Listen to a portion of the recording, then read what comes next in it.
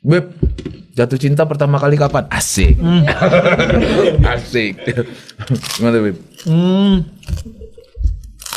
Gue bukan tipikal pecinta sih. Terus? Gue tuh ya kayak sama istri gue aja.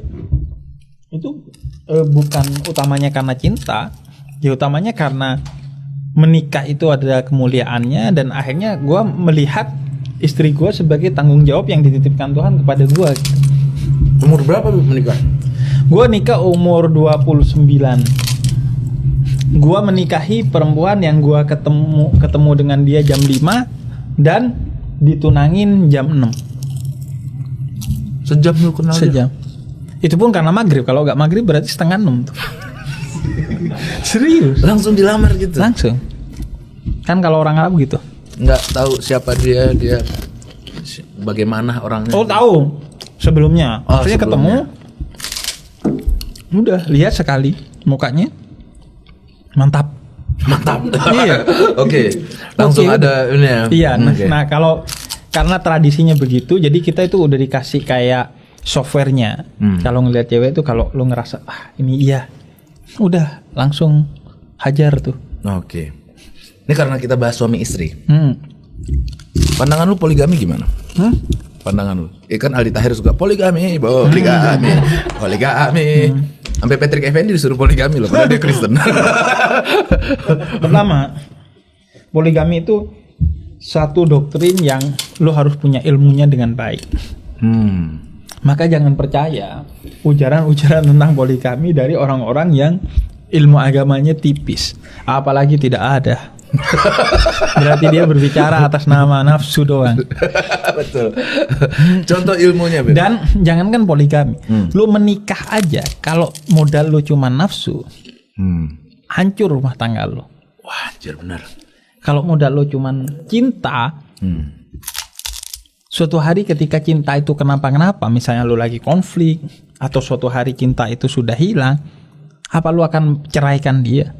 Kan enggak. Motif utamanya itu adalah tanggung jawab yang itu diberikan bukan oleh orang tua si cewek atau oleh siapapun, bahkan oleh negara, tapi oleh Tuhan.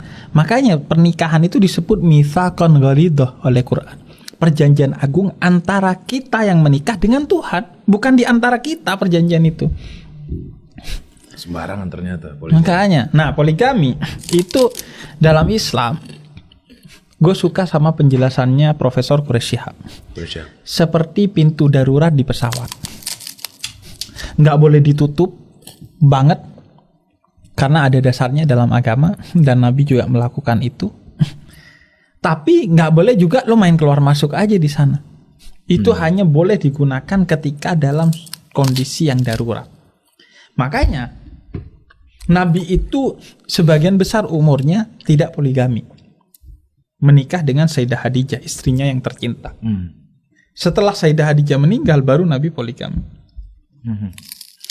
Dan poligaminya Nabi itu tidak dasar nafsu. Yang dipoligami sama Nabi orang-orang yang secara ekonomi jatuh, secara sosial jatuh, dinikahi oleh Nabi agar ngangkat namanya, agar secara sosial derajatnya, secara ekonomi terdongkrak. Makanya bukan atas dasar nafsu. Kalau poligami sama cewek cantik, wah itu mah dasarnya apa gitu. Dan juga ayat poligami itu adalah ayat pembatasan sebenarnya pernikahan. Dulu orang nikah dengan banyak orang, banyak cewek. Nah ayat poligami semangatnya itu membatasi jumlah perempuan yang boleh dinikahi.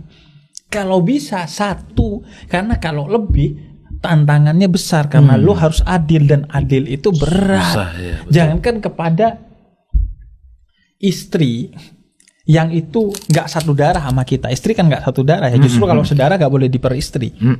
Anak kita aja, kita punya anak 2. Untuk adil kepada 2 anak kita aja itu susah, bro. Itu anak. Tuh bro, Dan ya, kalau gua sebagai orang yang sudah nikah, satu aja ribet, susah pak. Asli pak, ngapain? Gue jadi semangat gitu, susah pak. Kelihatan banget. Gak ada kepikiran gue untuk punya pilihan. Gue juga gitu. Kenapa? Maksud gue, Bahkan ada banyak ulama itu yang jomblo seumur hidup. Oh iya. Iya. Ada banyak ulama-ulama seperti Ibnu Taimiyah, Imam Nawawi itu jomblo seumur hidup. Dan itu nggak apa-apa sebenarnya. Nggak apa-apa karena nikah itu kan hukumnya dari wajib sampai haram. Kalau sekiranya nikah akan membahayakan lu, haram lu nikah. Kalau lu punya kemampuan untuk nikah dan kalau nggak nikah akan bahaya bagi lu jadi zina, wajib menikah. Jadi tergantung kondisinya antara mafsadat, kerusakan sampai manfaatnya. Nah, sebagian ulama itu tidak nikah karena lebih fokus kepada ilmu. Kalau menikah akan mengganggu dedikasi dia pada ilmu pengetahuan dan peradaban Islam dan dunia pada saat itu. Makanya Ibnu Taimiyah menjadi salah satu ulama terbesar di dunia. Imam Nawawi juga. Nah, makanya ulama-ulama tuh banyak yang jomblo. Tapi menikah itu punya kemuliaan tersendiri. Makanya Ibrahim bin Adham itu gak nikah, seorang kekasih Tuhan. Tapi kata dia, aku iri kepada pahalanya orang yang menikah. Karena menikah itu pahalanya besar. Anda harus sering-sering menahan. Iya betul. Iya kan? Betul. Pahalanya besar. Menahan ini banyak loh artinya bro. Iya, menahan amarah. Karena kan dua orang yang berbeda harus bertemu, bahkan berbeda gender kan. Perempuan kan punya logikanya sendiri, punya perasaannya sendiri dan lain sebagainya. Nah makanya kata gue, satu dan selebihnya lu sisakan untuk ngurusin hal-hal yang juga penting. Entah itu ilmu, entah itu dakwah, entah itu berkreativitas, berkreasi dan lain sebagainya. Ibadah urusan begituan tuh dengan satu aja. Itu kalau gue mikirnya gitu. Gue nikah umur 23 Bit. Belum ada apa-apa di saat itu. Ya baru keluar Suci lah waktu itu, baru keluar stand up Kompas TV. Karena dia di sini. Keputusan bodoh itu diambil kenapa? Karena saya tidak mau begini. Gak mau zina. Iya, jadi ibu sih yang ini. Dia S2 di UI, kamu di Jakarta, kamu pasti akan melakukan hal-hal yang kamu inginkan. Gue setuju itu sih. Karena kalau dia di sini pasti akan bareng. Pasti akan blab gitu. Jadi makanya gue pilih itu dan ternyata gue tidak menyesali itu. Gue nikah muda, gue punya anak muda. Setidaknya masih bisa lari-lari maraton bareng anak. Begitu.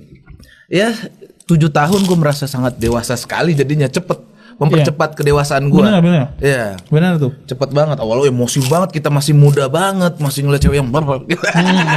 Sekarang tuh udah benar-benar, wah anak udah tumbuh gede, udah mau sekolah.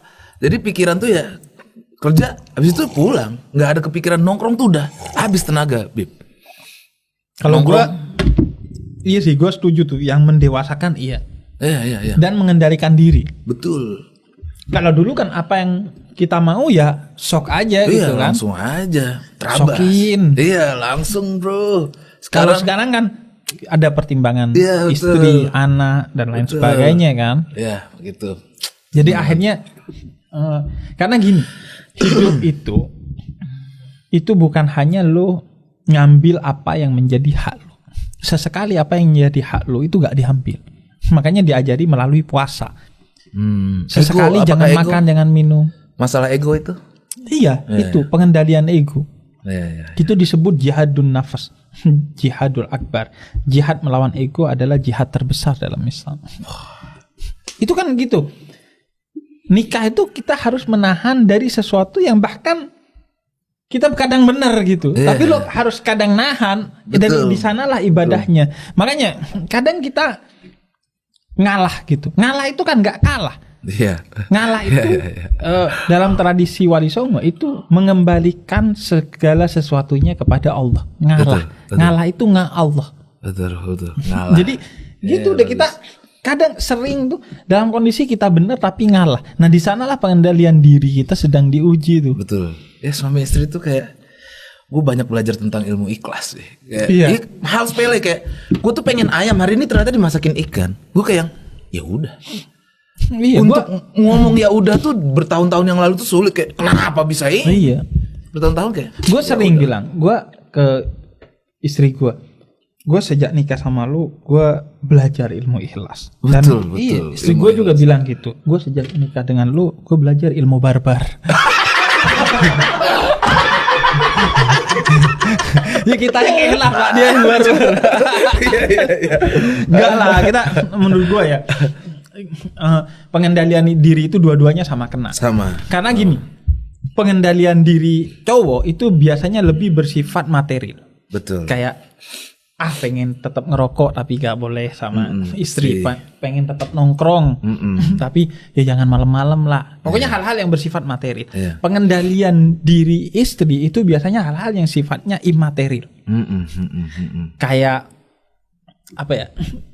Kayak perasaan ingin dihargai, perasaan kangen. Betul. Itu yang kadang ditahan kan. Kayak bini gua kalau dakwah maulid tuh sebulan keluar kota. Sebulan Pak. Sebulan. Dan itu kan nahan rasa kangen dan lain sebagainya. Kalau cowok mah itu lebih tidak menjadi tantangan bagi dia. Bahkan biasanya cowok itu yang ditahan bukan kangennya kalau jauh dari sama istri. Hal-hal yang sifatnya tetap biologis. Kalau istri biasanya bukan itu yang utama ya. Tapi lebih ke kayak rasa rindu. Nah, sama-sama pengendalian diri, cuman lanskapnya aja beda. Yang satu sifatnya materi, yang satu imateri. Walaupun sebagian istri sekarang yang ditahan juga yang material kayak check out Shopee dan lain sebagainya. Itu teman-teman, masalah pernikahan ini bisa 2 jam lagi nih. Ntar besok lah khusus kita bahas kapan-kapan lah ya. Ini. Punten Bib, selama mondok pernah nggak sih maling sempak temennya atau pernah joinan? Gua mau bilang bahwa maling atau join ya enggak lah. Ya join nggak mungkin. Join ya, kan artinya bilang ya. Kalau join. Kalau maling iya. Biasanya maling dari tempat cucian. Ya. Maling tempat cucian. Iya, di tempat cucian. Bukan cuma sempak, semua bisa dicuri. Kalau sempak cuman lebih aman karena nggak kelihatan. Nah, kalau celana biasanya dicuri kalau kita lagi mau keluar kota. Jadi kan nggak ketahuan teman kita di dalam pesantren. Nah, gue nggak pernah terus terang. Karena gue masuk sebagai pribadi yang jijian. Tapi alhamdulillah itu agak lebay dulunya. Ketika masuk pondok itu menstabilkan itu. Gue dulu tuh orangnya risih gitu. Sama pokoknya sensitif banget sama jijik. Agak perfeksionis gitu, apalagi dengan hal-hal yang begitu ya. Nah, pesantren tuh mendidik gue untuk normal aja akhirnya. Nah, tapi gue yang kalau join sempak sih enggak. Gue yang join itu hal yang menjijikkan mungkin sikat gigi ya. Sikat gigi di pesantren tuh. Ya gue juga jijik kayaknya sih. Sikat gigi, tapi gue join di pesantren. Iya, sikat gigi kadang join. Walaupun dia bekas-bekas cabai sini. Lengket gitu di tempat dia tuh. Iya, nggak tahu ya. Kalau sempak jijik, kalau itu malah enggak ya? Gue enggak. Karena kan jijik itu subjektif ya. Kadang hal-hal yang menurut kita gak jijik, orang lain jijik gitu kan. Terus kalau yang gue lakuin di pesantren itu adalah slide A slide B di sempak. Itu gue yang gak bisa. Jadi gue gampang kalau udah kotor dibalik sama gue. Wah, gue gak bisa. Gue 2 hari aja udah. Makanya iya makanya orang di pesantren itu penyakit pertama dan utamanya itu adalah kurim. Iya. Gatal-gatal. Karena kayak di situ ya. Karena kan gimana, bayangin lu kamar mandi bareng ya. Terus jemuran bareng. Tempat nyuci bareng. Tidak semua orang bersih. Yang bersih biasanya udah frustasi akhirnya nggak bersih. Kayak gua kan. Akhirnya kalah dengan orang-orang gitu ya. Tapi itu kembali ke orangnya ya. Ada temen gue yang emang tetap bersih, rapi gitu. Kalau gue emang orangnya bukan yang pengagum kebersihan, kemudian rapi. Gue orangnya enggak rapi, enggak bersih juga biasa aja. Kalau gue yang penting nggak sakit aja. Ketika sakit tuh gue stres tuh waktu itu di pesantren. Maksudnya nggak kayak umumnya teman-teman gue. Umumnya teman-teman gue kan biasa aja ya, nanti juga sembuh. Kalaupun diobati obat-obat yang sifatnya herbal lah, kayak pakai daun ini atau itu, mentok pakai bedah herosin lah, atau minyak tawon tuh. Kalau gue sampai ke dokter tuh. Oh, kalau masalah urusan penyakit, lu bisa stres. Gue serius tuh karena terganggu banget juga gitu. Iya. Tapi ada temen gua yang menikmati itu. Dia sakit dinikmati, maksudnya? Bukan, gatal-gatalnya itu dinikmati. Oh ini. Iya. Oh iya, emang ada orang tuh. kayak gitu. Karena untuk apa? Kata dia mengisi waktu kosong. Iya ada teman. Lo tahu? Gitu Dia itu tuh. kalau udah mau sembuh, Dia stres. dia makan mie instan. Karena mie instan itu bikin cepet ini. Oh, bumbunya gitu. katanya begitu. Dulu di pesantren nggak tahu itu mitos Dia apa nggak mau beneran. kehilangan penyakit. Nggak mau itu. kehilangan itu. Jadi akhirnya Baru denger gue ya ini. udah. Iya. Karena gue dulu waktu SMA tuh break dance ya, tapi emang menggaruk itu tuh suatu yang wow. Gitu. Iya kan? Iya kan? Ada. Dan dia nyangkut di sela-sela sini udah. Nah, kan. Jadi dia tuh kayak aneh banget. Ada lagi nih, Bib. Jin kan terbuat dari api. Kalau kita menjual korek dan kembang Kembang api. dan kembang api, apakah termasuk jual Jual beli beli jin? jin. Gue pukul lo ya. Mana nih? Ganti aja lah Gini pertanyaannya. lah, kayak kita juga terbuat dari tanah. Apakah jual beli tanah berarti jual beli manusia? Kan? Iya bener. Iya. Jadi lu kan- jawab tuh, coba lu jawab sendiri. Iya. Tanah itu kan bisa berkembang. Iya, kan? iya. Tanah kalau udah jadi berbentuk tertentu dan udah padat namanya pot. Kan iya. Iya. Kalau Itu udah tuh. ditiupkan ruh namanya manusia Iya. gitu. Kan jin juga gitu. Iya. Ini Jin itu kan pertanyaan. juga tidak semua api gitu. Oh, jin itu tidak semua api. Iya, maksudnya tidak semua api itu kemudian jin kan. Iya, api betul. yang Enggak. kemudian dikasih. Nih bukan jin nih. Iya. Iya. Gue kesurupan gitu enggak ada. Iya. Gitu. Ngapain? Bahkan Imam Abu Hanifah tuh pernah ditanya. Setan itu kan masuk neraka. Iya. Dan neraka itu api. Dia Kenapa kan autoimun. Iya. Dia malah bergabung Iya. dengan api. Gimana itu, Bib? Terus Imam Abu Hanifah ambil tanah, dia gumpalin, dia lempar ke kita, jebrat. Ngapain? Sakit. Lu dari tanah, dilempar tanah kok sakit juga. Iya. Ini apa? Kadang problemnya lu gak bisa jawab pertanyaan itu karena lu terlalu menghargai pertanyaan itu. Iya. Ya bagus lah pertanyaan lu tadi tuh, keren, mantap. Pasti lu Deadwood kan.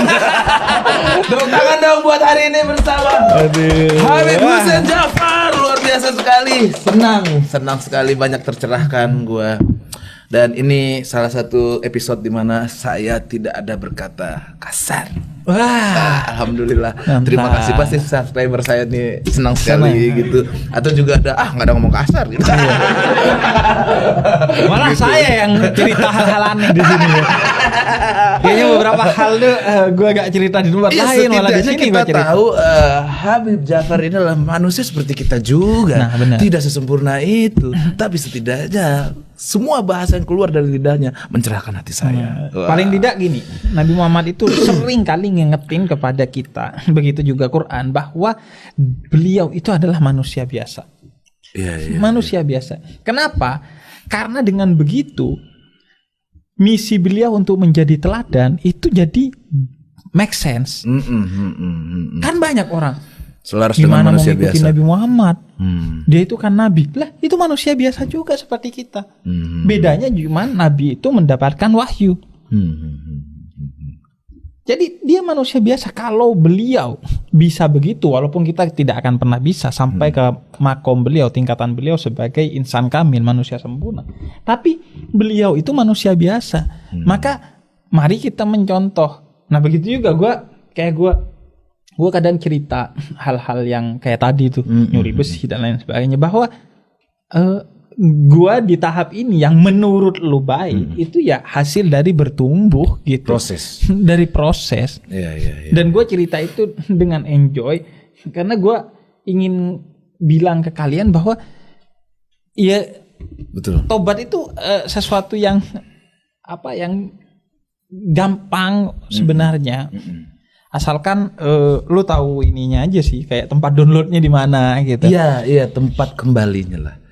tempat kembali. titik yang tadi gue bilang tuh. Betul. Lo asal ini aja, lo asal mawas diri aja sama titik-titik itu. Betul. Setiap ada titik itu kan kayak kesempatan kan. Iya, Dan kesempatan biasanya itu kesempatan itu berada dalam kesempitan. Begitu datang jangan sampai lolos kata kasino tuh. Betul. Iya kan, yang baju merah jangan sampai lolos. Oke, buat teman-teman jangan lupa subscribe, like, dan share dan komen siapa lagi. Kalian nantangin gua. Kalau berani ajak Habib ke sini. Sampaikan ke sini walaupun tangan gua basah dari tadi. Gua tuh mikir tadi dosa gitu. Ternyata tidak ya. Santai lah. Masuknya tuh halus bener kata Onat. Aduh. Ya inilah gua ngerasa ya udah sharing-sharing aja. Betul. Nggak lebih. Itu yang lebih nikmat sih menurut gua dibanding dihakimi. Bener. Itu lebih Iya. lebih baik menjauh, biasanya orang begitu. Bener. Itu ya. dengan Baru cara kalau seperti nanti ini. udah dikasih yang adem masih enggak juga baru gua. Betul. Ini banyak. Siap teman-teman, komen siapa lagi yang harus kita undang. Sekali lagi terima kasih. Thank Bib, you, Pras. Sehat selalu. Sampai bertemu lagi teman-teman PWK. Assalamualaikum warahmatullahi wabarakatuh.